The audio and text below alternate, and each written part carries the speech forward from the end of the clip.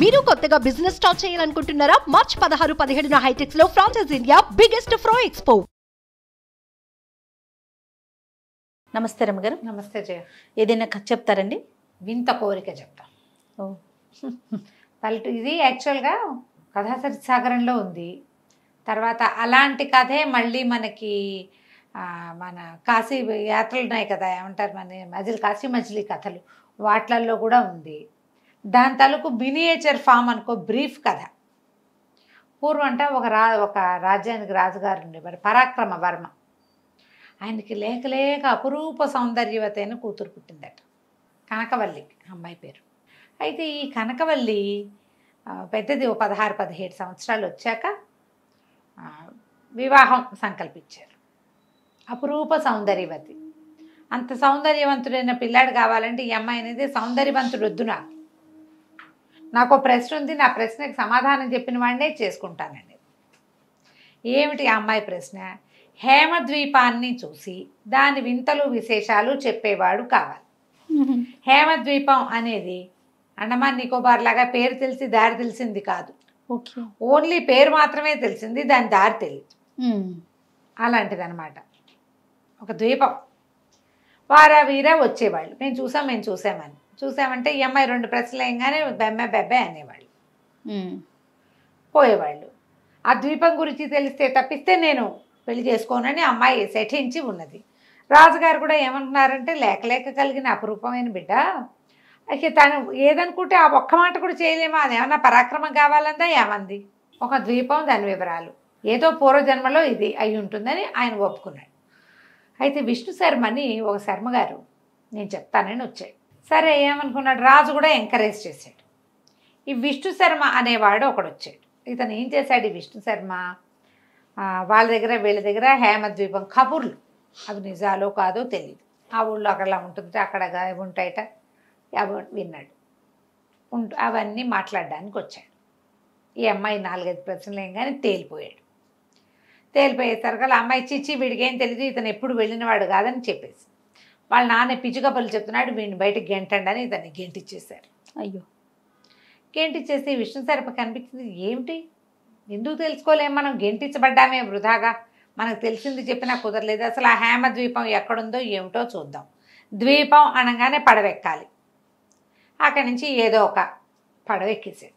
అదొక మహాసముద్రం మీద ప్రయాణం చేస్తూ వెళ్ళి ఓ చోట ఎక్కడో నౌకాభంగం అయింది. ఈ నౌకాభంగం అయిపోయిన చోట తను విష్ణు శర్మ నీళ్ళల్లో పడిపోయాడు. ఒక పెద్ద చేప ఈ శర్మని మింగేసింది కానీ అది కొరికి తింటే చచ్చిపోయేవాడు.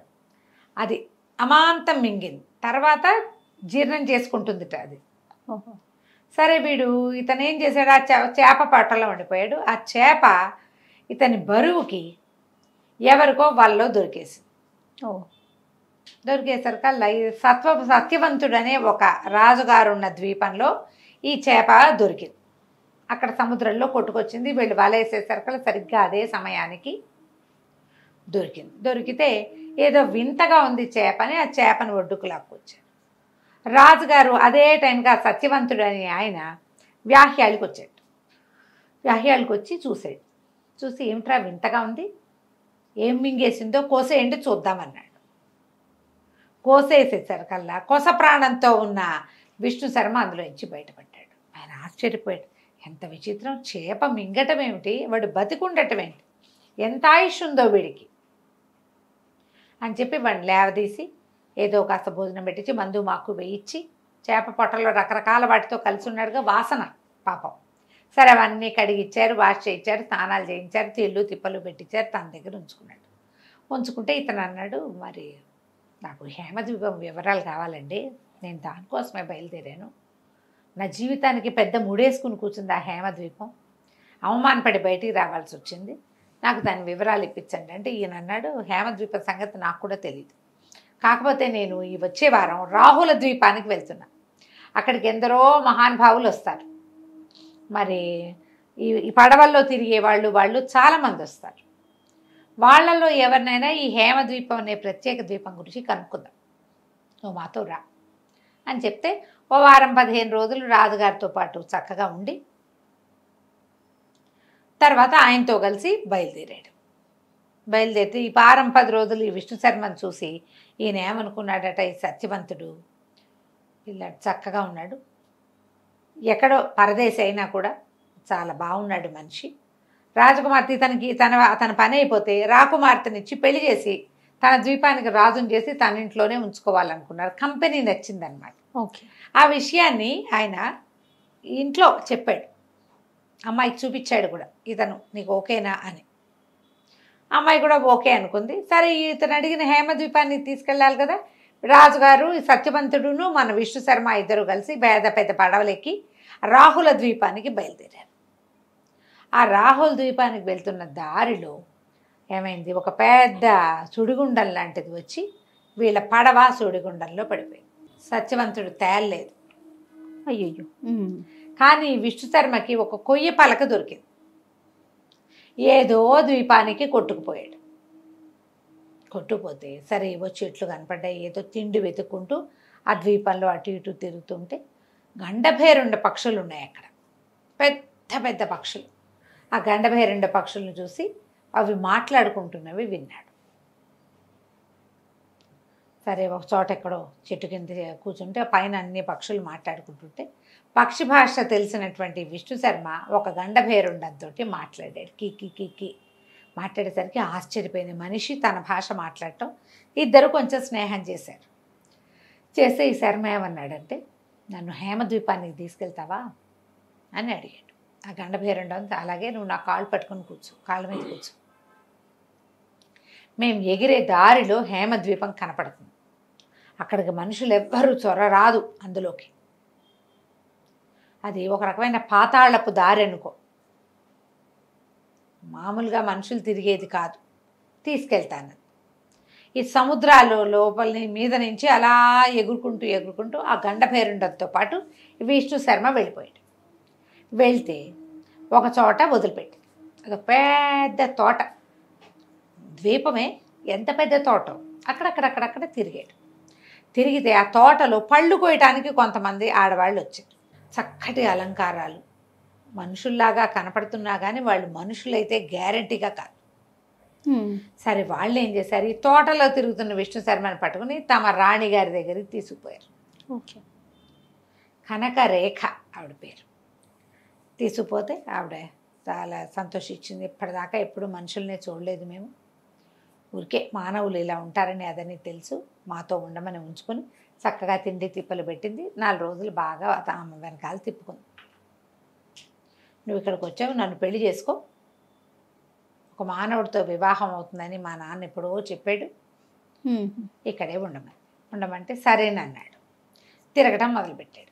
అయితే ఏమైంది, ఈ లోపల వాళ్ళ నాన్న దగ్గర నుంచి ఒక ఉత్తరం వచ్చింది ఆ కనకరేఖకి, నేను మా తండ్రిని కలిసి వస్తాను, నువ్వు హాయిగా ఉండు, ఈ బిల్డింగ్ అంతా నీ ఇష్టం వచ్చినట్టు తిరుగు, 2వ ఫ్లోర్లో 36వ గది అని ఒక నెంబర్ చెప్పింది, ఆ గదిలోకి మాత్రం వెళ్ళబాక, మిగిలిందంతా నీ ఇష్టం వచ్చినట్టు తిరుగు, చెలికత్తెలు ఉన్నారు, దాసదాసీగణం ఉన్నారు, నీ తిండి తిప్పలకి వ్యవహారాలకి ఏమీ ఇబ్బంది ఉండదు అని చెప్పి వెళ్తే ఇతను ఆ బిల్డింగ్ అంతా ఎన్నో రకాల పచ్చాలతోటి రత్నాలతోటి చేసిన తలుపులు, అక్కడి నుంచి ముత్యాల షాండ్లైర్స్, బంగారపు వేదికలు, నవరత్నాలు పొదిగినటువంటి వస్తువులు ఎన్ని చూశాడో. అక్కడ చిలకలు మాట్లాడతాయి, హంసలు నాట్యం ఆడతాయి, తర్వాత నెమళ్ళు నాట్యం చేస్తాయి, హంసలు చిలకలు ఇవి కలిసి ఏదో గాన కచేరీ లాంటివి చేస్తూ ఉంటాయి. పెద్ద పెద్ద తోటలు, నిండా పళ్ళు, ముత్యాలు పగడాలు కాసే చెట్లు, బా ఎన్నో. అంతా చూసి ఆ బిల్డింగ్ అంతా తిరిగి ఆ బిల్డింగ్లో ఉన్నటువంటి ఏ గదిలోకి నువ్వు వెళ్ళొద్దందో ఆ గదిలోకి వెళ్ళాడు. వెళ్తే ఆ గదిలో 2 మంచాల మీద 2 మహాసౌందర్యవతులైన అమ్మాయిలు ఉన్నారు. తెల్లబోయాడు. దగ్గరికి వెళ్ళి చూస్తే అందులో ఒకటి కనకవల్లి, కనకప్రభ, తను మొట్టమొదట ఒక రాజుగారి దగ్గరికి వెళ్ళాడు కదా, పరాక్రమరాజు, అవునవును, ఆయన కూతురు. ఏంటి 2 బాడీలు ఇక్కడ ఉన్నాయి, ఆ అమ్మాయి అక్కడ ఉంది కదా, చాలా వింతగా ఉంది. సరే ఏం చేశాడు, దానికి ఆ గదికి ఒక బాల్కనీ, దాన్ని ఆనించి ఒక తోట ఉన్నాయి. ఇవి ఫ్లోర్ల వైజ్గా ఉన్నాయి కదా, 2వ ఫ్లోర్ కూడా ఒక తోట కనపడుతుంది. ఆ తోటలోకి వెళ్ళాడు. అక్కడ ఒక పంచకళ్యాణి గుర్రం, ఎంత బాగుందో. సరే ఏం చేశాడు, దగ్గరికి వెళ్ళి దాన్ని ఎక్కబోయాడు. ఎక్కబోతే ఆ గుర్రం ఒక్క తన్ను తన్నింది. తన్నేసరికల్లా అక్కడ ఒక బావి ఉంది. ఆ బావిలో పడ్డాడు. వెళ్ళి బావిలో పడినవాడు ఇక ఎక్కడ ప్రత్యక్షం అయ్యాడు? పరాక్రమరాజు గారి ఊళ్ళో ఉన్న ఏట్లో ప్రత్యక్షం అయ్యాడు. చూసుకుంటే ఏముంది, బావి లేదు, పంచకళ్యాణ్ లేదు, ఆ ఇద్దరు అమ్మాయిలు లేరు, కనకరేఖ తాలూకు బ్రహ్మాండమైన తోట, పగడాలు ముత్యాలు కాసే చెట్లు ఏమీ లేవు. తన ఊళ్ళోకి వచ్చి పడిపోయాడు. సరే ఏమనుకున్నాడు, రాజుగారి దగ్గర బయలుదేరాడు.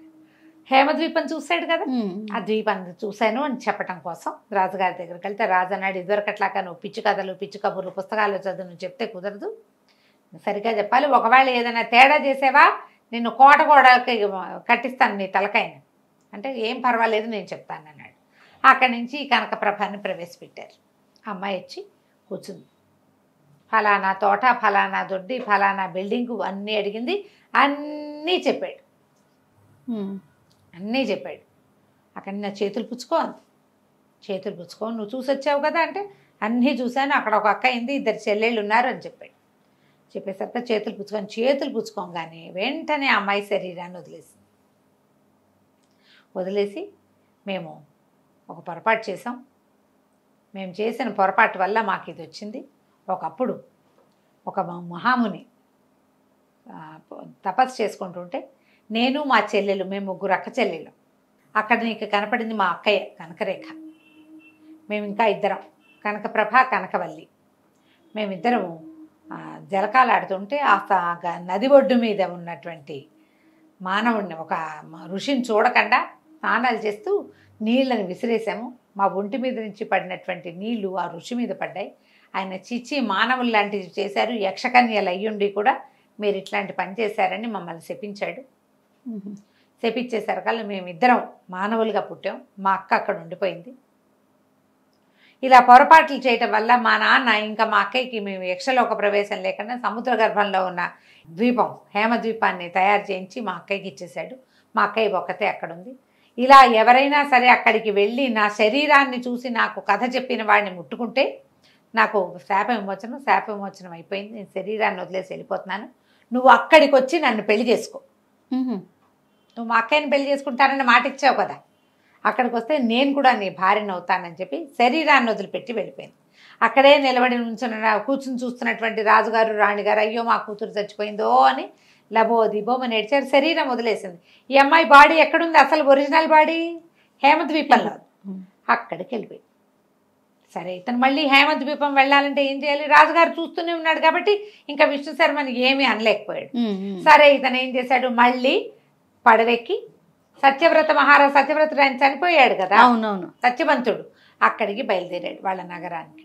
వాళ్ళ నగరంలో షిప్ ఆగేసరికి అక్కడి నుంచి రాహుల ద్వీపానికి వెళ్ళాలి ఇతను.